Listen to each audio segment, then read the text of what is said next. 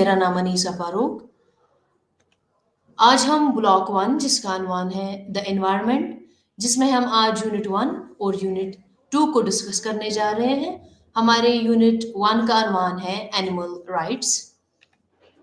इस यूनिट का साखत कुछ इस तरह है।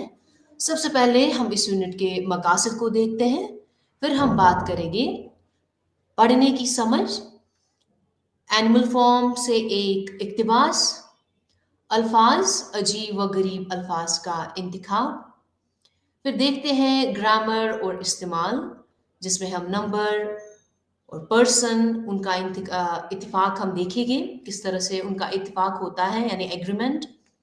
फिर हम बात करेंगे तहरीर, एक तकरीर, फिर सुनना, एक नज़म, फिर आखिरकार हम इस यूनिट का खुलासा करेंगे। तो सबसे पहले देखते हैं हम इस यूनिट के मकासद पे हम आते हैं। इस यूनिट में हम जानेंगे, इस यूनिट का जो एम है, जो गोल है इस यूनिट का, वो ये है कि रीडिंग कॉम्प्रहेंशन को डेवलप करना, किस तरह से रीडिंग कॉम्प्रहेंशन को डेवलप किया जा सके, उसकी प्रैक्टिस किस तरह से की जा सके, यानी रीडिंग की किस तरह से प्रैक्टिस की जा सके जिससे हमारी जो कॉम्प्रहेंशन है वो डेवलप हो जाए। हम इस यूनिट में जॉर्ज ऑरवेल की पैसेज को देखेंगे, उसको हम डिस्कस करेंगे। फिर हम कॉम्प्रहेंशन क्वेश्चंस को उसके जवाबात देंगे उन क्वेश्चंस को, ताकि जिससे हमें पता चलेगी कि हमने कितना इस पैसेज को अंडरस्टैंड किया है, जॉर्ज ऑरवेल की पैसेज को पढ़कर कितना अंडरस्टैंड किया है। हम इसके बाद इस यूनिट में कुछ जो जॉर्ज ऑरवेल की जो पैसेज है उसका जो एक इक्तिबास लिया है, तो उसमें वोकैबुलरी भी डिस्कस करेंगे। उन वोकैबुलरी को हम एक्टिविटीज़ में उसको देखेंगे, तो वो भी इस यूनिट में देखेंगे। और बात करेंगे हम ग्रामर को भी इस यूनिट में हम डिस्कस करेंगे।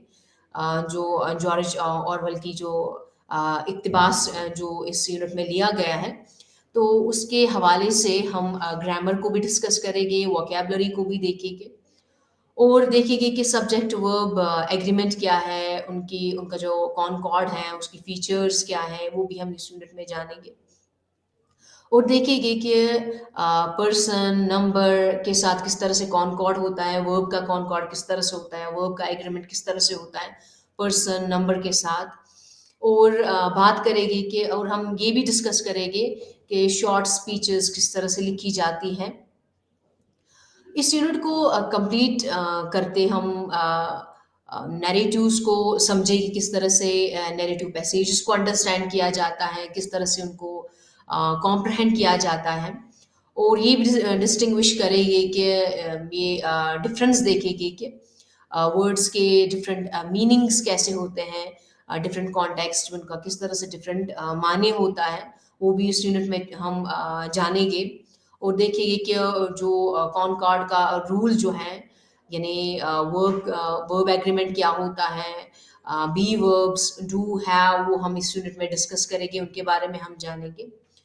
और ये भी हम जानेंगे कि शॉर्ट कंपोजिशंस किस तरह से लिखा जाता है और किस तरह से हम सपोर्टिंग आइडियाज़ के साथ उनको किस तरह से लिखते हैं, उनको किस तरह से डिस्कस करते हैं, उनके फैक्ट्स को किस तरह से इलाबरेट करते हैं, वो भी हम इस यूनिट में जानेंगे।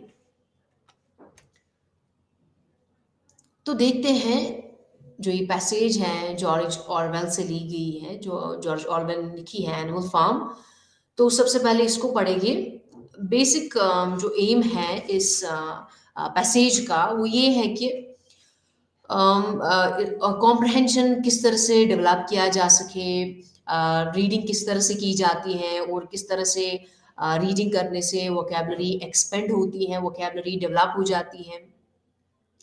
सबसे पहले तरीका ये है कि जब पैसेज को पढ़ा जाता है तो सबसे पहले इसको साइलेंटली इसको रीड किया जाता है, फिर उसके जो मेन पॉइंट्स है उनको देखा जाता है कि इस पैसेज में कौन-कौन से मेन पॉइंट्स हैं। फिर इस पैसेज को फिर से पढ़ा जाता है, यानी एक तरीका है जो कॉम्प्रहेंड डेवलप करने का तरीका है। सबसे पहले साइलेंटली रीड करना पड़ता है, उसके बाद जो इस पैसेज में मेन पॉइंट्स हैं उनको फाइंड आउट करना पड़ता है।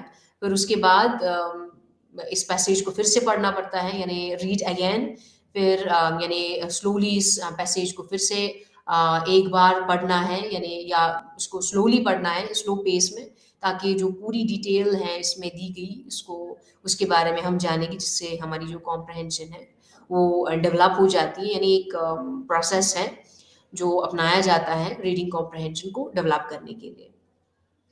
फिर उसके बाद जब कोई भी ऐसा मिनी वर्ड हो जो डिफ़िकल्ट हो अंडरस्टैंड करने के लिए, उसको हम वोकैब्युलरी उसको हम डिक्शनरी का इस्तेमाल करके उस वोकैब्युलरी का मीनिंग हम डिक्शनरी की मदद से उन वर्ड्स का मीनिंग हम देखते हैं। तो ये एक मेजर एक मेन प्रोसेस है रीडिंग कॉम्प्रहेंशन को डेवलप करने के लिए। तो यहाँ पर हम इस पैसेज को देखेंगे।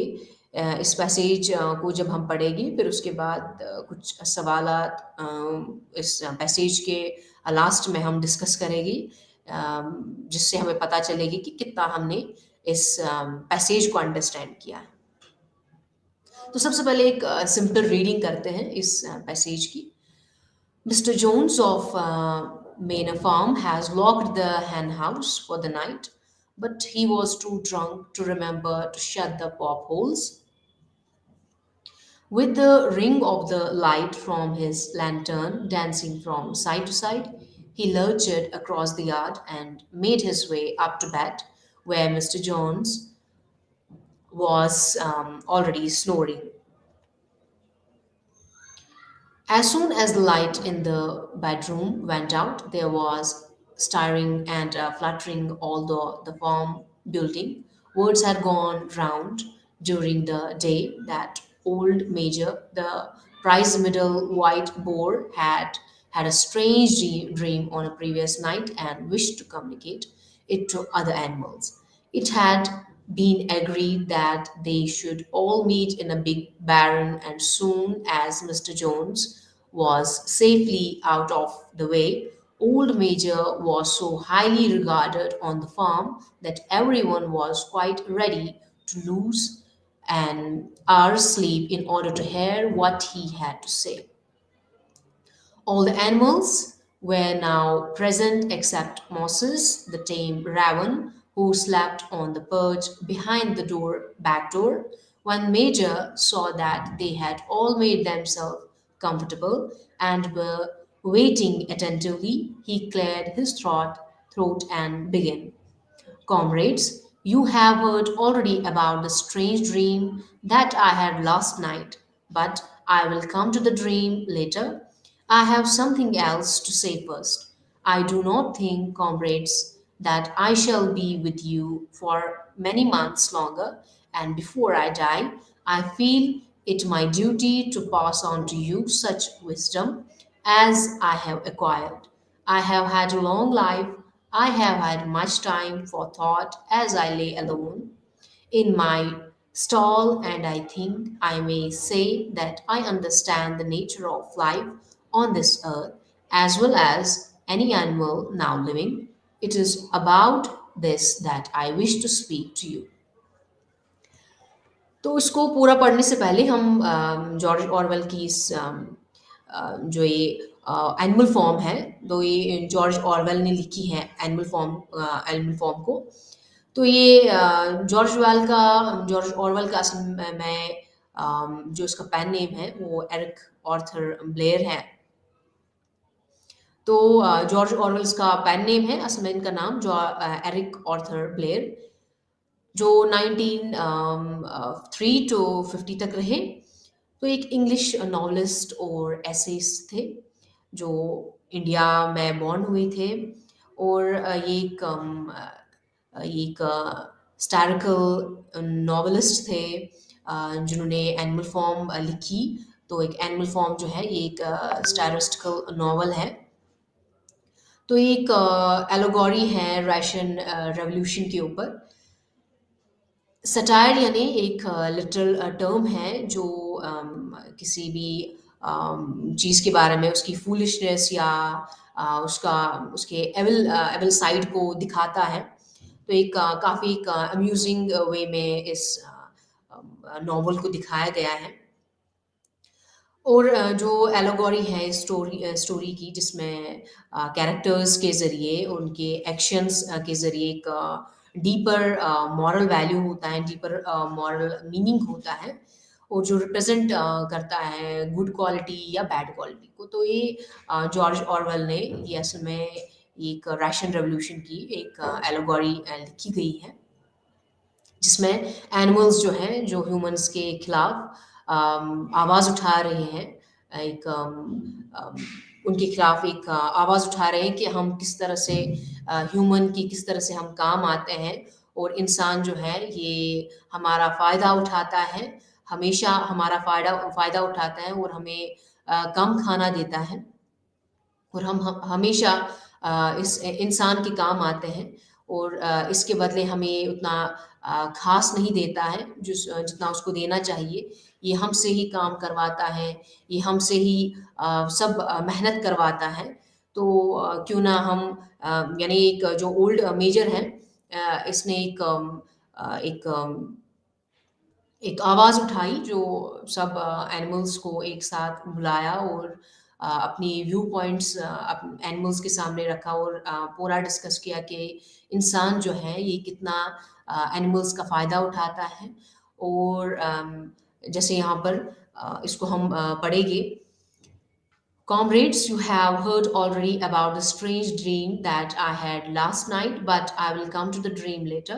I have something else to say first. I do not think, comrades, that I shall be with you for many months longer, and before I die, I feel it my duty to pass on to you such wisdom as I have acquired. I have had a long life. I have had much time for thought as I lay alone in my stall, and I think I may say that I understand the nature of life on this earth as well as any animal now living. It's about this that I wish to speak to you.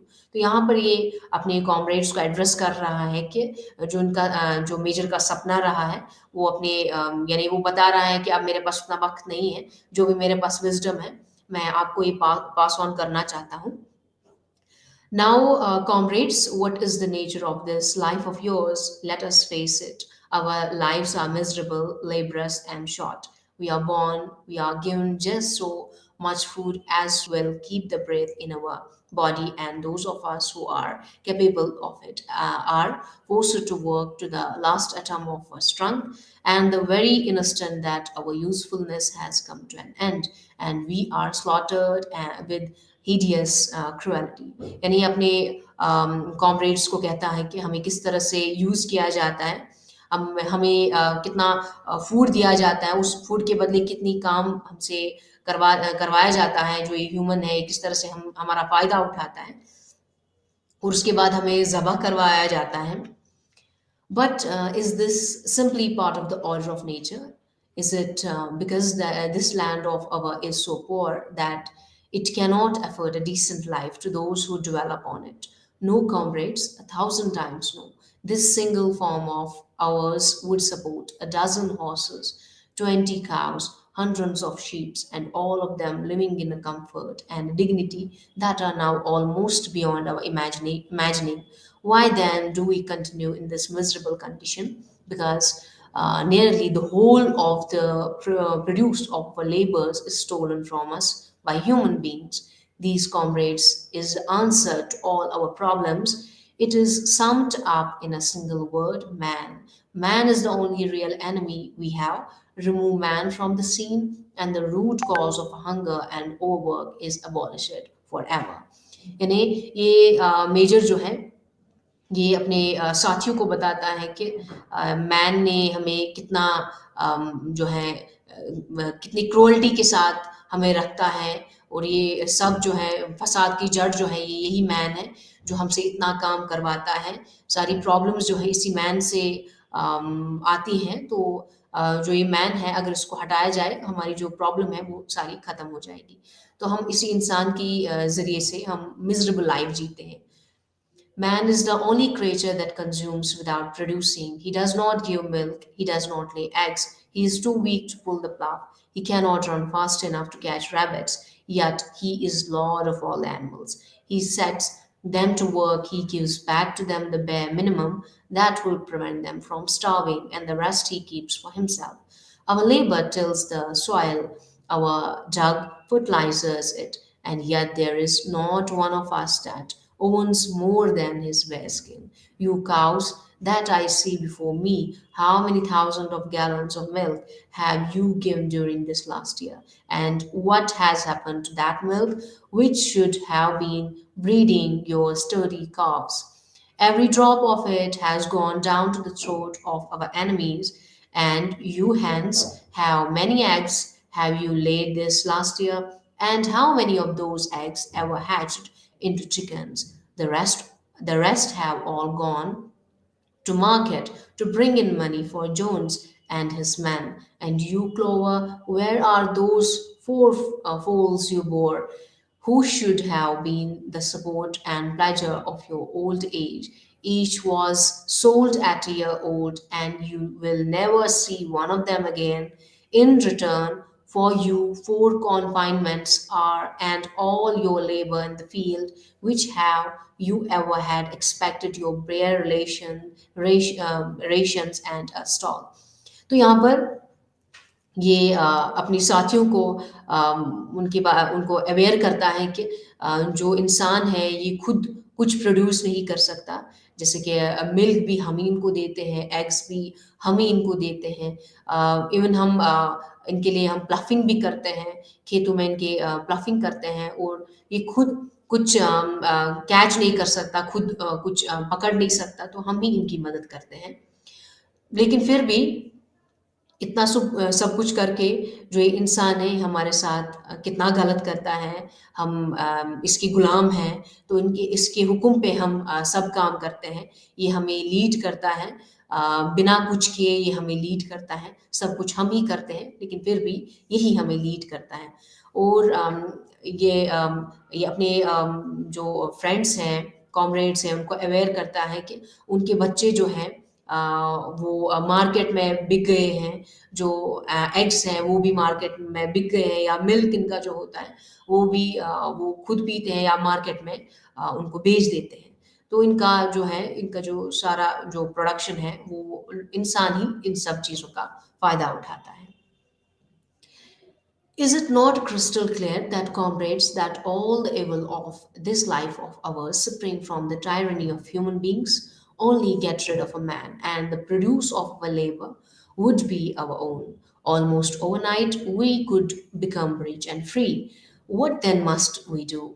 Why work night and day, body and soul, for the overthrow of the human race? This is my message to you, comrades. Rebellion. I do not think when the rebellion will come. It might be in the week or in 100 years, but I know as surely as I see this straw beneath my feet that sooner or later justice will be done.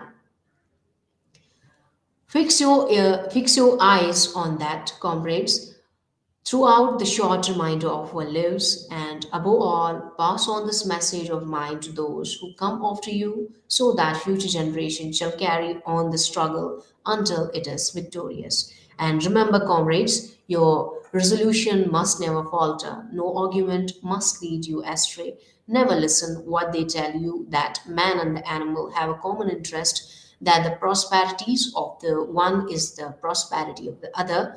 It is all lies. Man serves the interest of no creature except himself. And among us animals, let there be perfect unity, perfect comrades in the struggle. All men are enemies, all men are comrades, all animals are comrades. तो यहाँ पर लोगों को ये बताता है कि जो रेवोल्यूशन ये लाना चाहते हैं वो ये ओवरनाइट तो आने वाली नहीं है, लेकिन इसमें कुछ वक्त भी लग सकता है, हफ्तों में भी आ सकती है, या 100 साल भी लग सकते हैं। तो आपको जो भी ये इंसान हुक्म देगा, आपको उनका हुक्म नहीं मानना है। आपको अपनी कमांड जो है अपने हाथों लेनी है। आपको उस इंसान के लिए काम नहीं करना है। अगर आप खुद के लिए काम करते हैं, आप तो खुद सब कुछ प्रोड्यूस करते हैं, तो आप खुद एक दूसरे की मदद कर सकते हैं। तो इंसान के खिलाफ आप आवाज़ उठा सकते हैं और आज़ादी आपको मिल सकती है। तो यहाँ पर जॉर्ज ऑरवेल जो है इस पैसेज में किस तरह से ये एक रशियन रेवोल्यूशन के खिलाफ जो है ये एक यानी एलोगोरी है रशियन रेवोल्यूशन पे। तो स्टैटिकल वे में किस तरह से ये एक्सप्रेस करते हैं इस यानी इस तरह के कंसर्न को। तो ये इस यानी जो ये पैसेज हमने पढ़ी है, तो अगर आप वो प्रोसेस अप्लाई करते हैं, यानी पहले साइलेंट रीडिंग, फिर उसके बाद मेन पॉइंट्स इस पैसेज में ढूंढना, फिर उसके बाद यानी स्लो रीडिंग और स्लो और केयरफुल रीडिंग के साथ आप इस पैसेज को अंडरस्टैंड कर सकते हैं। और जो कोई भी वर्ड आपको डिफिकल्ट लगता है, जिसका मीनिंग आपको नहीं पता है, या कंटेक्स्ट के हिसाब से आपको उसका मीनिंग अंडरस्टैंड नहीं होता है, तो आप उसके लिए डिक्शनरी का इस्तेमाल कर सकते हैं। तो इस पैसेज में कुछ क्वेश्चंस हैं जो आप इस पैसेज को पढ़कर आप उन सवालों का जवाब दे सकते हैं, जैसे कि where had all animals agreed to meet, या why had they assembled there. तो जब आप इस पैसेज को खुद से भी पढ़ेंगे तब आप इन सवालों का जवाब आप दे सकते हैं। अब हम आ जाते हैं वोकैबुलरी पार्ट पर। ये वोकैबुलरी जो है ये इसी पैसेज जो अबो हमने डिस्कस की, इसी पैसेज से ली गई है। तो यहाँ पर हमें जो ऑड वर्ड्स हैं इनको हमें देखना है, जो ऑड वर्ड्स हैं इनको फाइंड आउट करना है, इनमें से कौन-कौन से ऑड वर्ड्स हैं। जैसे यहाँ पर मर्डर, स्लॉटर, किल, पास अवे। तो इन 4 वर्ड्स में पास अवे जो है ये ऑड वन है। इन सबका मतलब जो है मरना है, लेकिन मर्डर, स्लॉटर या किल ये किसी ज़रिए से, किसी वजह से, या कत्ल होना, या किसी को ज़बह करना, किसी को मारना। लेकिन पास अवे जो है, पास अवे का मतलब यानी मर जाना, ये एक नेचुरल डेथ होना। तो पास अवे जो है ये ऑड वर्ड है इसमें। इसी तरह से लॉक, नॉक, शट या बोल्ट। तो ये सब जो वर्ड्स हैं इनमें रिलेटेड मीनिंग है, लेकिन नॉक जो है ये ऑड वर्ड है। नॉक, तो उसके बाद स्टायरिंग, शाउटिंग, फ्लटरिंग, मूविंग। तो इसमें शाउटिंग जो है ये ऑड वर्ड है। इसी तरह से राउंड, स्टॉट, फैट, ओबीज। तो इसमें राउंड जो है ये ऑड वर्ड है। स्टाउट, फैट, ओबीस जो है ये फैट के साथ रिलेटेड है। तो राउंड जो है इनमें ऑड वर्ड है। इसी तरह से employees, comrades, associates, fellow workers. इसमें और वर्ड जो है वो एम्प्लॉयज़ हैं, क्योंकि कॉमरेड्स, एसोसिएट्स, फेलो वर्कर्स ये हम फ्रेंड्स के साथ ये एसोसिएट करते हैं, या जो कोवर्कर होगा, फेलो वर्कर होगा, उसके साथ हम इन सब वर्ड्स को एसोसिएट करते हैं। लेकिन एम्प्लॉयज़ जो है ये डिफरेंट सेंस में इस्तेमाल होता है। इसी तरह से मिजरेबल, फनी, रैचेड, अनहैप्पी। तो फनी जो है इसका डिफरेंट मीनिंग है, यानी ये डिफरेंट इमोशंस है। मिजरेबल, रैचेड, अनहैप्पी, इसका सेपरेट यानी समहाउ रिलेटेड वर्ड्स हैं। तो फनी जो है ये इसमें ऑड वर्ड है। इसी तरह से हम यहाँ पर देखते हैं मोस्ट सूटेबल एप्रोप्रिएट वर्ड जो है इन ब्लैंक स्पेसेस में हमें देखने हैं कौन से सूटेबल वर्ड्स अप्लाई हो जाते हैं इन ब्लैंक स्पेसेस में। जैसे पहला देखते हैं हम, every night you should dash the door of your house to prevent thieves from getting in. तो यहाँ पर वर्ड जो है लॉक इस्तेमाल होगा। Every night you should lock the door of your house to prevent thieves from getting in. इसी तरह से the hens start dash their wings at daybreak. तो हेन्स जो है ये फ्लटर कर सकते हैं। तो यहाँ पर the hens start fluttering their wings at daybreak. इसी तरह से a wrestler has to be strong and dash, he cannot be thin। तो a wrestler has to be strong and stout, he cannot be thin। तो stout मतलब मजबूत, strong के साथ एक रिलेटेड मीनिंग है, तो यहाँ पर stout यूज होगा। इसी तरह से all the dash of that factory are on strike as they have not been given their wages। तो यहाँ पर employees यानी all the employees of that factory are on strike। इसी तरह से next Usha is feeling dash as she has no money to buy food for their children. तो यहाँ पर हम वर्ड मिजरेबल का यूज करते हैं।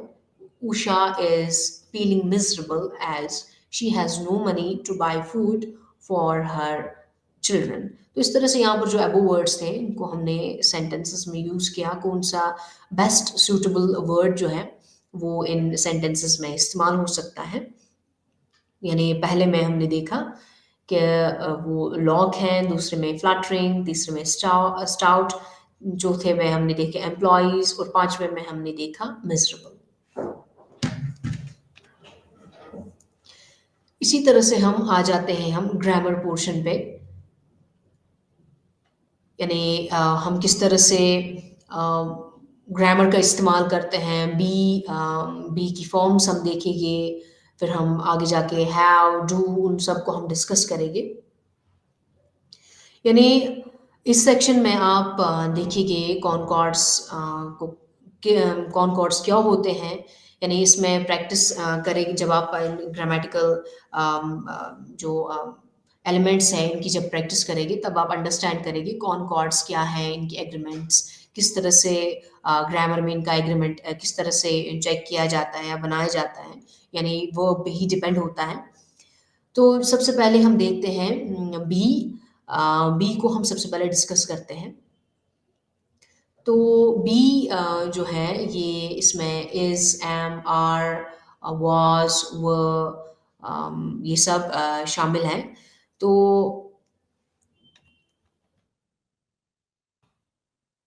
जी, तो इसमें हम देखते हैं कि एम कहाँ पर इस्तेमाल होता है। फर्स्ट पर्सन के साथ, फर्स्ट पर्सन सिंगुलर के साथ हम एम का इस्तेमाल करते हैं, या फर्स्ट पर्सन प्लूरल के साथ हम आर का इस्तेमाल करते हैं। इसी तरह से सेकंड पर्सन सिंगुलर में हम आर का इस्तेमाल करते हैं, यानी जो बी फॉर्म है वो आर रहती है, और सेकंड पर्सन प्लूरल में भी हम आर इस्तेमाल करते हैं।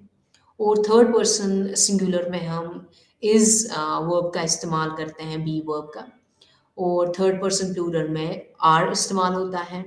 इसी तरह से फर्स्ट पर्सन सिंगुलर में पास्ट टेंस में अगर हम देखते हैं, फर्स्ट पर्सन सिंगुलर में हम वॉज का इस्तेमाल करते हैं, यानी वॉज की फॉर्म रहती है, बी की फॉर्म जो है वो वॉज रहती है। और पास्ट टेंस में अगर फर्स्ट पर्सन प्लूरल होगा तो वहाँ पर वर्ब का इस्तेमाल करते हैं।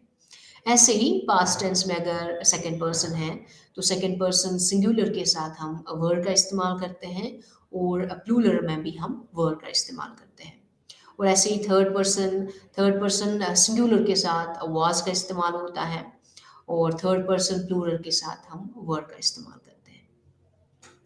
तो यहाँ पर एग्जाम्पल है, जैसे आई एम एन इंडियन। तो आई जो है ये फर्स्ट पर्सन है, तो ऊपर अगर हम चेक करेंगे फर्स्ट पर्सन, आई फर्स्ट पर्सन है सिंगुलर, तो फर्स्ट पर्सन सिंगुलर के साथ हम एम इस्तेमाल करते हैं, तो इसीलिए यहाँ पर आई एम एन इंडियन। तो यहाँ पर नेक्स्ट एग्जाम्पल दो जो प्रेजेंट कंटिन्यूअस में है, I am writing a book on India. तो यहाँ या एम जो है, आई एम जो है ये शॉर्ट फॉर्म में इस तरह से लिखा जाता है, एक इनफॉर्मल स्टाइल है, आई एप्स्ट्रॉफी फिर एम का इस्तेमाल हम करते हैं। इसी तरह से डू जो है, डू और डज जो है ये किस तरह से इस्तेमाल किया जाता है। जैसे प्रेजेंट टेंस, प्रेजेंट फॉर्म जो है टेंस की, प्रेजेंट टेंस फॉर्म जो है वो डू और डज है। तो डू जो है ये हम प्लूरल के साथ इस्तेमाल करते हैं, और जैसे आई के साथ, आई या यू के साथ, या इसी तरह से डज जो है ये थर्ड पर्सन सिंगुलर के साथ इस्तेमाल होता है। जैसे यहाँ पर example, I do not smoke cigarettes, या डू यू प्ले टेंस। तो यहाँ पर फर्स्ट पर्सन या सेकंड पर्सन, तो हमने वहाँ पर यहाँ पर डू का इस्तेमाल किया। और इसी तरह से प्लूरल में भी, we do not wish to hurt you in any way.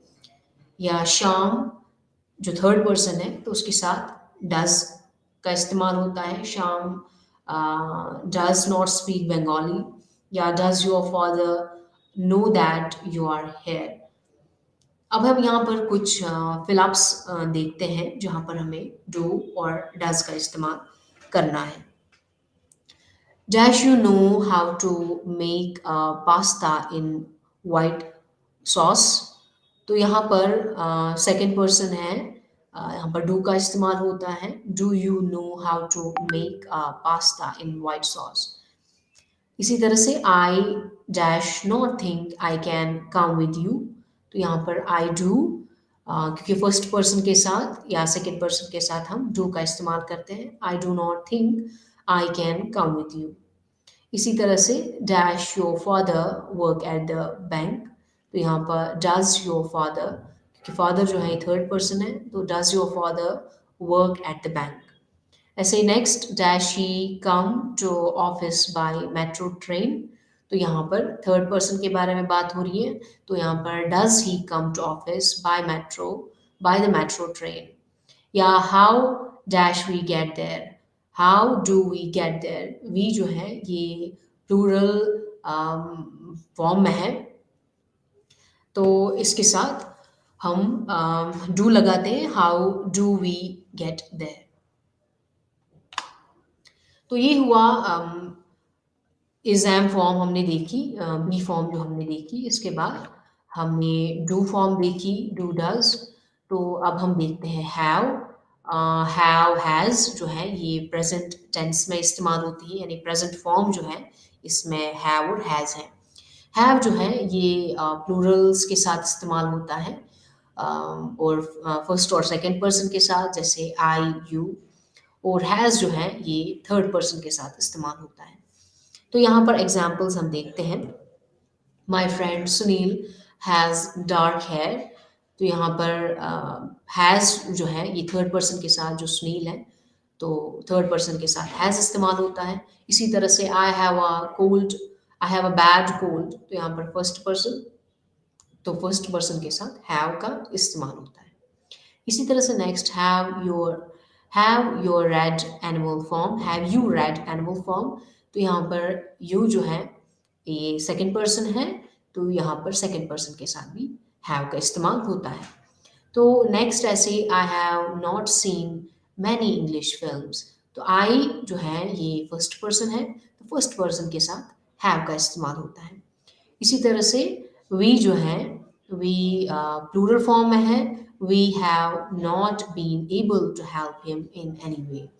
तो यहाँ पर प्लूरल फॉर्म में वी है, तो प्लूरल फॉर्म में भी हम हैव का, चाहे वो फर्स्ट पर्सन हो या सेकंड पर्सन हो, तो वहाँ पर भी हम प्लूरल फॉर्म में हैव का यूज़ करते हैं। इसी तरह से यहाँ पर हम देखते हैं चेक योर प्रोग्रेस, जिसमें हम चेक करेंगे कि हैव हैज़ यहाँ पर इन ब्लैंक्स में किस तरह से ऐड होगा। तो dash they got a school in the village. तो यहाँ पर दे जो है ये थर्ड पर्सन है, तो थर्ड पर्सन के साथ जो है वो हमने देखा हैज़ यूज इस्तेमाल होता है, लेकिन थर्ड पर्सन प्लूरल जो है तो वहाँ पर हैव का यूज होता है। Have they got a school in their village. Now you dash learn the secret of happiness. तो यहाँ पर है now you have learn. You जो है ये सेकंड पर्सन है, तो सेकंड पर्सन के साथ भी हम हैव का यूज करते हैं। Now you have learn the secret of happiness. इसी तरह से नेक्स्ट, डैश ही अराइव्ड ऑलरेडी। तो ही जो है ये थर्ड पर्सन है, तो थर्ड पर्सन के साथ, थर्ड पर्सन सिंगुलर के साथ हम हैज़ का इस्तेमाल करते हैं। Has he arrived already. तो next, I sometimes dash my breakfast at the restaurant. I जो है, आई के साथ हम हैव का यूज करते हैं, तो I sometimes have my breakfast at the restaurant. Next ऐसे ही, the teacher dash advised me to improve my English spelling. The teacher has advised me to improve my English spelling, तो यहाँ पर teacher जो है ये थर्ड पर्सन सिंगुलर है, तो यहाँ पर हैज़ का हमने इस्तेमाल किया। अब हम देखते हैं तहरीर, यानी एक तकरीर हम देखते हैं किस तरह से तहरीर लिखी जाती है, यानी स्पीच किस तरह से लिखी जाती है, लिखने का क्या तरीका है। तो लिखने के लिए तकरीर में आपको मंदरजा ज़ैल का यानी निकात को ज़हन में रखने की ज़रूरत है, जो यहाँ पर दिए गए हैं। तो सबसे पहले पहले इस बात का तयन करें कि आपके सामीन कौन है और इसके मुताबिक लिखें। यानी सबसे पहले हमें देखना है रीडर कौन है, तो रीडर के हिसाब से हम कोई भी स्पीच लिख सकते हैं। इसी तरह से अपनी गुफ्तगू के मकसद के बारे में वाज़िया रहें, यानी जो भी आपको कहना है अपने टॉपिक के बारे में पूरा नॉलेज रखें, जो भी आपको जिस टॉपिक के बारे में आपको कहना है। नेक्स्ट शुरू में कोई दिलचस्प बात कहे जो सामीन की तवज्जो हासिल कर ले। यानी जो पहला स्पीच में जो पहला पैराग्राफ रहता है या पहले सेंटेंसेस जो रहते हैं, तो उसमें हुक होता है। यानी हुक यानी जो एक ऑडियंस को अट्रैक्ट करता है उस स्पीच को सुनने के लिए। आज अगर हम राइट कर रहे हैं तो पहले पैराग्राफ में यूजुअली हुक रखा जाता है। हुक यानी जो रीडर या जो लिसनर को एक यानी उसके अटेंशन को कैच करे, यानी जो रीडर है या जो लिसनर है वो उसके लिए काफ़ी दिलचस्प लगे, जो भी कहा जा रहा है तो उसके लिए काफ़ी दिलचस्प बात लगे, तो उसमें उसको हुक कहा जाता है, जो पहले सेंटेंसेस या पहले पैराग्राफ में रखा जाता है। तो इसी तरह से अपने तारुफ में सामीन को बताएँ कि क्या तवक्को करनी है, या जो मौज़ूआत आपने मुतारफ़ कराए हैं, तो उन पर मज़बूती से कायम रहें, या मुनासिब या और यादगार नतीजा अख़ज़ करने का ख़्याल रखें। तो अपनी तकरीर लिखने के बाद इस पर कई बार मश्क करें, जब तक कि आप इससे राहत महसूस न करें। यानी जितनी प्रैक्टिस की जाए वो बेहतर रहता है। जब भी आप कहीं पर स्पीच दे रहे हैं या कोई भी राइटिंग कर रहे हैं, तो प्रैक्टिस जो है, practice makes a man perfect, यानी प्रैक्टिस की मदद से ही हम में परफेक्शन आ जाती है। तो जितनी प्रैक्टिस की जाए वो बेहतर रहता है। तो इस यूनिट में हमने जॉर्ज ऑरवेल की जो एनिमल फॉर्म, उस पैसेज को हमने डिस्कस किया। इसमें हमने देखा कि कॉम्प्रहेंशन का क्या तरीका रहता है, उसका क्या प्रोसेस रहता है। जब भी कोई आर्टिकल हो या कोई भी टेक्स्ट को अगर हमें अंडरस्टैंडिंग के साथ उसको पढ़ना है, तो किस प्रोसेस को हमें अपनाना चाहिए। और ये भी देखा कि जो रिलेटेड वर्ड्स के रिलेटेड मीनिंग्स को हमने देखा, और किस तरह से वो डिफरेंट कॉन्टेक्स्ट्स में इस्तेमाल होते हैं। और देखा कि जो सब्जेक्ट वर्ब एग्रीमेंट जो है या वी फॉर्म जो है, वो किस तरह से किस पर्सन के साथ इस्तेमाल होता है, और नंबर के साथ यानी सिंगुलर हो या प्लूरल हो किस तरह से इस्तेमाल होता है। तो उसकी भी हमने फॉर्म देखी, और हमने लास्ट में देखा कि जो शॉर्ट पैसेज किस तरह से लिखी जाती है, शॉर्ट स्पीच किस तरह से दी जाती है, उसकी क्या प्रोसेस है। अब हम देखते हैं यूनिट 2, जिसका अनुमान है ह्यूमन एनवायरनमेंट अ स्पीच। इस यूनिट का साखत कुछ इस तरह है। सबसे पहले हम इस यूनिट के मकासद को देखते हैं, फिर हम देखेंगे कि जानेंगे पढ़ने की समझ, जिसमें हम इंसानी माहौल को डिस्कस करेंगे, जो इंदिरा गांधी की एक तहरीर है उसके बारे में हम जानेंगे। फिर हम बात करेंगे अल्फाज, मुख्तलिफ राबितों में इस्तेमाल होने वाले एक जैसे अल्फाज, और ग्रामर और इस्तेमाल, जिसमें हम नंबर, शख्स का इत्तेफाक यानी एग्रीमेंट हम देखेंगे, और बात करेंगे सुनना, यानी दोस्तों के दरमियान किस तरह से गुफ्तगू की जाती है, और एक मज़मून किस तरह से लिखा जाता है, और आखिरकार हम इस यूनिट का खुलासा करेंगे। तो सबसे पहले हम देखते हैं इस यूनिट का जो मकासद है, इस यूनिट का जो मेन ऑब्जेक्टिव है, वो ये है कि स्पीच को किस तरह से अंडरस्टैंड किया जाता है, स्पीच को किस तरह से रीड किया जाता है, इंटरेस्ट के साथ उसको किस तरह से अंडरस्टैंड किया जाता है। और जो वर्ड्स हैं, जो जिनका रिलेटेड मीनिंग है, उनको किस तरह से समझा जाता है, उनको किस तरह से उनमें फ़र्क की जाती है, वो डिफरेंट कॉन्टेक्स्ट में उनको किस तरह से इस्तेमाल किया जाता है। और हम देखेंगे कि नंबर और पर्सन में किस तरह से एग्रीमेंट होता है, कॉनकॉर्ड उनका देखेंगे, और जानेंगे कि पैराग्राफ किस तरह से लिखा जाता है, शॉर्ट एसेज किस तरह से लिखे जाते हैं। और लास्ट में हम एक कन्वर्सेशन को समझेंगे, जिसमें हम कुछ आंसर्स को हम डिस्कस करेंगे। तो यहाँ पर जो है ये रीडिंग कॉम्प्रहेंशन के लिए दिया गया है ये इक़्तिबास। तो ये एक स्पीच है इंदिरा गांधी की। तो इस स्पीच को हम देखेंगे, यानी इससे हमें एक गाइडेंस मिलेगी कि किस तरह से हमें पैसेज को अंडरस्टैंड करना है या स्पीच को किस तरह से अंडरस्टैंड किया जाता है।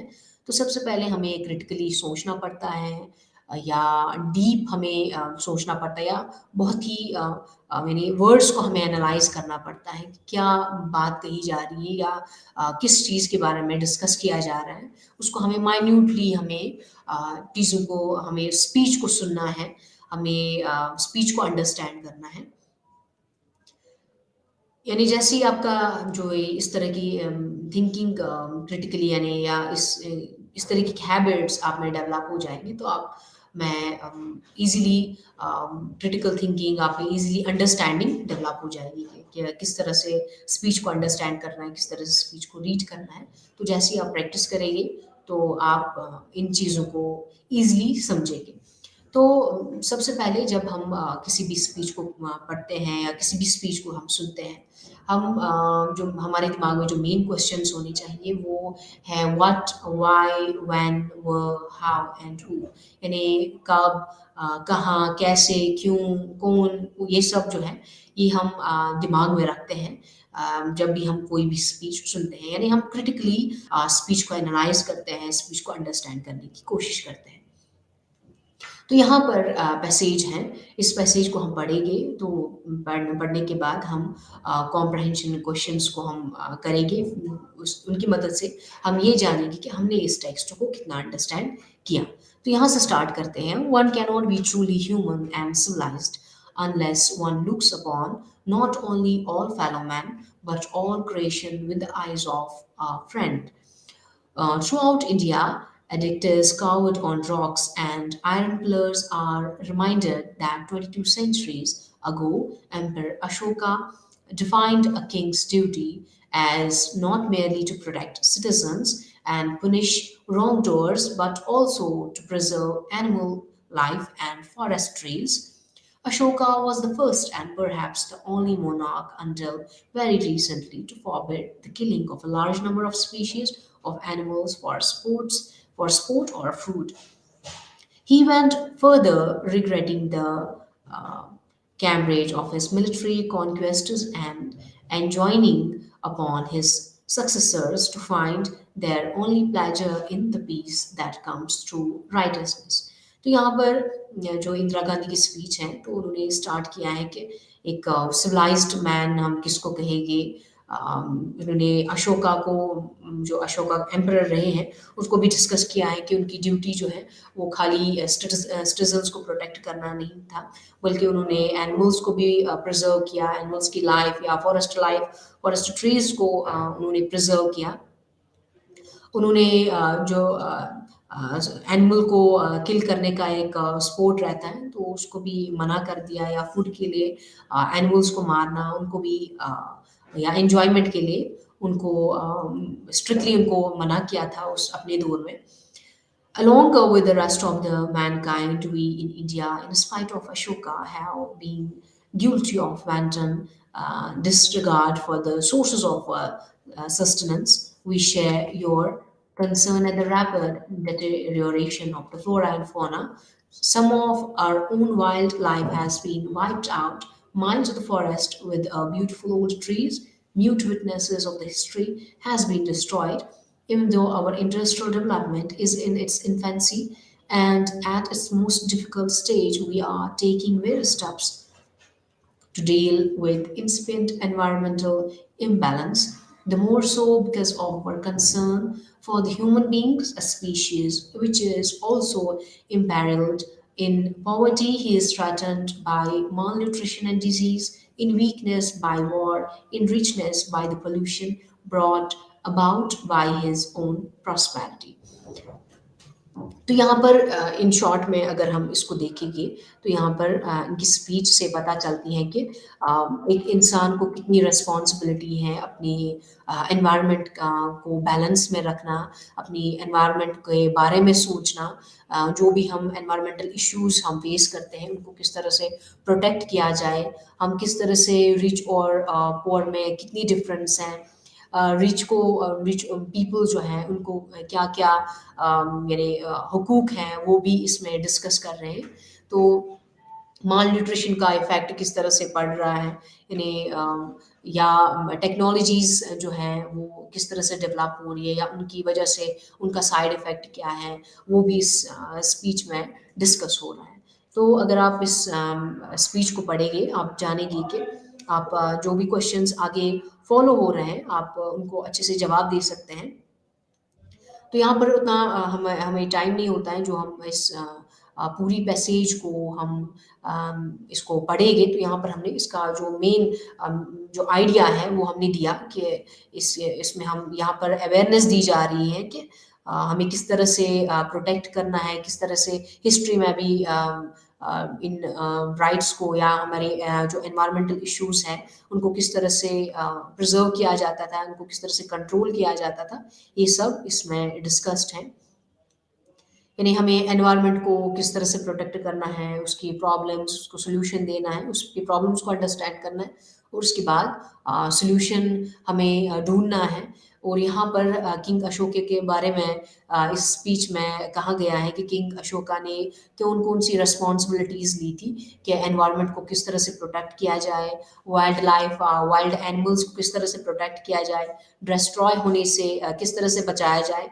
तो वो पूरा इसमें इस स्पीच में डिस्कस हो रहा है या माल न्यूट्रिशन की जो है पुअर न्यूट्रिशन की क्या-क्या उन डिज़ीज़ हो सकती हैं या पुअर लोगों में, पुअर पीपल्स में कौन-कौन सी बीमारी है माल न्यूट्रिशन की वजह से। या जो डेंजर है, जो भी एनवायरमेंटल डेंजर है, हम कौन किस तरह से वो फेस कर रहे हैं, इम्प्योरिटीज़ क्या हैं एनवायरनमेंट में, वो सब इस स्पीच में डिस्कस किया गया है। और हमें कौन-कौन से स्टेप्स लेने चाहिए जिनकी मदद से हम इस प्रॉब्लम को हम कंट्रोल कर सकते हैं, इस प्रॉब्लम को हम इसका सॉल्यूशन हम दे सकते हैं। तो वो प्रोग्राम्स इसमें डिस्कस किए गए हैं। अब हम देखते हैं वोकैब्युलरी पार्ट पे आते हैं।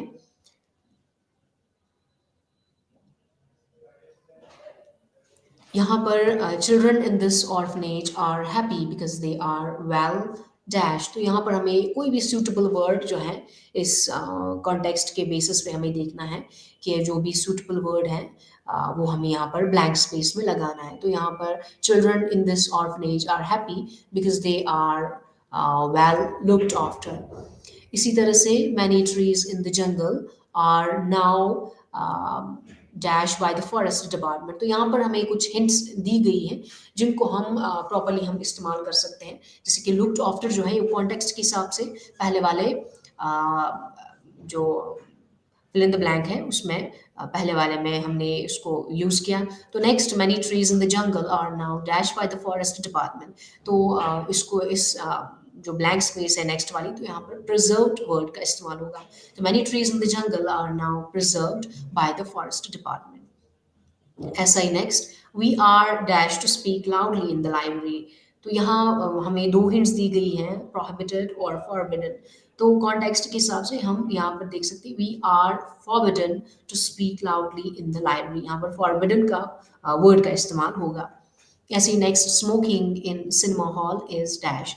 Smoking in cinema halls is prohibited. तो यहाँ पर मना किया गया है स्मोकिंग सिनेमा हॉल में स्मोकिंग करना। ऐसा ही नेक्स्ट हम देखते हैं, many trees in the forest have been dash. तो यहाँ दो वर्ड्स दिए गए हैं, तो इन वर्ड्स को हमें कॉन्टेक्स्ट के बेसिस पे को हमें इस्तेमाल करना है, कहाँ पर ये सही तरीके से इस्तेमाल होगा। तो डिस्ट्रॉयड या डिटीरियोरेटेड, तो many trees in the forest have been destroyed. ऐसा ही next, standards of the morality have been deteriorated. We dash reading stories, तो यहाँ पर प्लेजर या एंजॉय का इस्तेमाल होगा। तो यहाँ पर बेस्ट वर्ड जो है, यहाँ वी एंजॉय रीडिंग स्टोरीज, तो एंजॉय वर्ड का इस्तेमाल होगा। ऐसा ही नेक्स्ट हम देखते हैं, it is dash walking in the uphill, it is a pleasure walking in the uphills. Next, they spent a lot of money on their daughter's wedding, so their bank balance have now been, यहाँ दो words दिए गए हैं, impoverished या depleted, so their bank balance have been depleted. Next, Mr. Lal has been unemployed for 4 years now. He and his family are quite impoverished. तो यहाँ इस word का इस्तेमाल होगा। तो सुटेबल कॉन्टेक्स्ट के बेसिस पे हम वोकेबलरी इन वर्ड्स का इस्तेमाल कर सकते हैं। अब हम देखते हैं ग्रामर और उसकी यूजेज, यानी कॉनकॉर्ड ऑफ नंबर और पर्सन किस तरह से इस पैसेज में इस्तेमाल हुआ है। तो अगर हम पहला पैराग्राफ देखेंगे उस स्पीच को जो हमने डिस्कस किया, इंदिरा गांधी की स्पीच जो थी, तो पहले पैराग्राफ में सब्जेक्ट वन जो है ये लुक्स के साथ एग्रीमेंट क्रिएट करता है, वन लुक्स। या सेकंड पैराग्राफ में वी के साथ, शेयर के साथ हम सब्जेक्ट वी यूज करते हैं, या वार्न के साथ दे इस्तेमाल हुआ है, फील के साथ दे, थर्ड पर्सन प्लूरल, या आस्क के साथ फॉरेनर्स, बिलीव के साथ वी, नो के साथ वी, कंज्यूम के साथ कंट्रीज, सी के साथ भी वी इस्तेमाल हुआ है, कम्स के साथ इट इस्तेमाल हुआ है। ये जो विषय हमने डिस्कस किया स्पीच को, तो वहाँ पर इस तरीके की एग्जाम्पल्स देखने को मिलती है। अब हम आते हैं लिसनिंग कन्वर्सेशन बिटवीन फ्रेंड्स। तो फ्रेंड्स के दरमियान कन्वर्सेशन हो रही है, तो उस कन्वर्सेशन को हम समझेंगे, फिर हम कुछ क्वेश्चंस का जवाब देंगे, जिससे हमें पता चलेगी कि हमने कितना इस कन्वर्सेशन को अंडरस्टैंड किया है। तो क्वेश्चंस के बेसिस पे ही हम जानेंगे कि कितनी अंडरस्टैंडिंग हुई है। तो सबसे पहले हम देखते हैं, इस कन्वर्सेशन को पढ़ते हैं। जो अनिल और सुजैन के दरमियान एक कन्वर्सेशन हो रही है, तो उसको पढ़ते हैं। Hi Susan, long time no see, where have you been?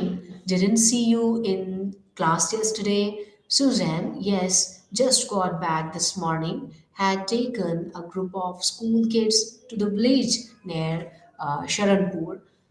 You to the village near Sharanpur with kids? Can't believe it. You have changed so much. Why to the village? What's there in the village to see?